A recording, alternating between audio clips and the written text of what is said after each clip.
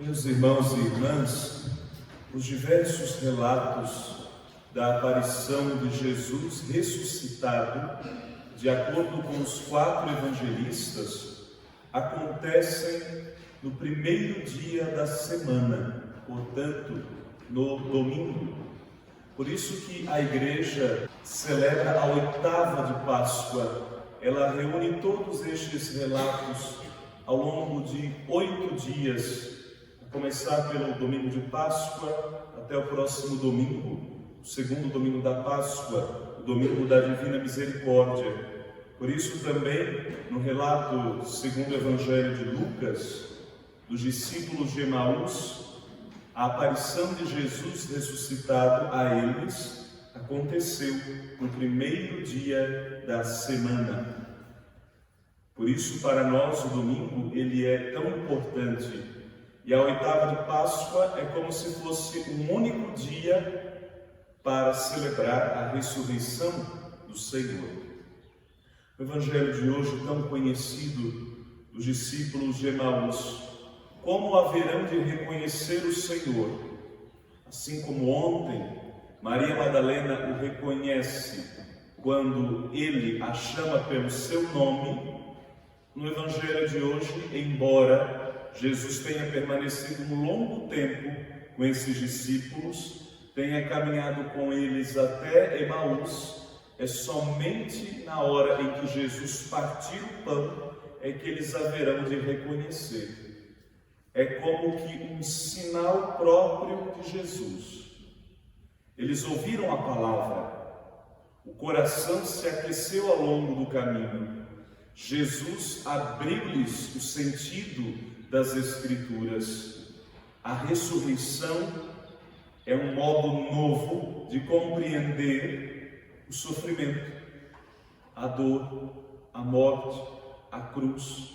A ressurreição é aquilo que nos traz a esperança da vida eterna. É o que dá sentido a todo o sofrimento. Por isso, Jesus vai dizer que o Messias deveria morrer, deveria sofrer, deveria passar por tudo isso. E por isso a própria palavra Páscoa significa justamente isso, passagem. E toda passagem, sendo aqui redundante, toda passagem é passageira, ou seja, ela é momentânea. Por mais longa que uma vida seja, por mais sofrimentos que uma vida tenha, ela sempre será passageira. Ela nunca durará eternamente. É isso que a fé na ressurreição deve fazer gerar e brotar dentro de nós.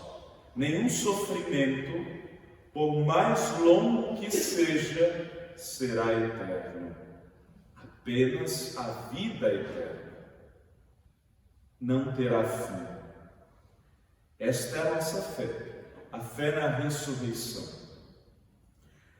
E ao final deste Evangelho, quando eles chegam em Emaús, o pedido: fica conosco, Senhor. É tarde, a noite já veio. Então, quando Jesus sentou à mesa com eles, os gestos de Jesus o denunciaram. O que Jesus fez revelou a eles quem era Jesus. Só ele tinha aquele modo de partir o pão, aqueles gestos, tomou o pão, abençoou, partiu, distribuiu. São os mesmos gestos da multiplicação dos pães e peixes. São os mesmos gestos de Jesus na última ceia. Quando Jesus fez esse gesto, os olhos dele se abriram e Jesus, porém, desapareceu. É o que a Igreja crê até hoje. A presença escondida de Jesus no sacramento da Eucaristia, no pão e no vinho consagrados. No Evangelho de Lucas, qual é a primeira coisa que Jesus faz quando ressuscita? No primeiro dia da semana, celebra a missa.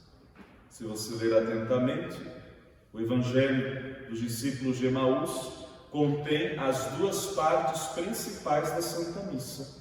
A liturgia da palavra, que Jesus faz, recorre aos profetas, vai a Moisés, para explicar tudo o que havia acontecido no presente. Para explicar o Novo Testamento, Jesus recorre ao Antigo.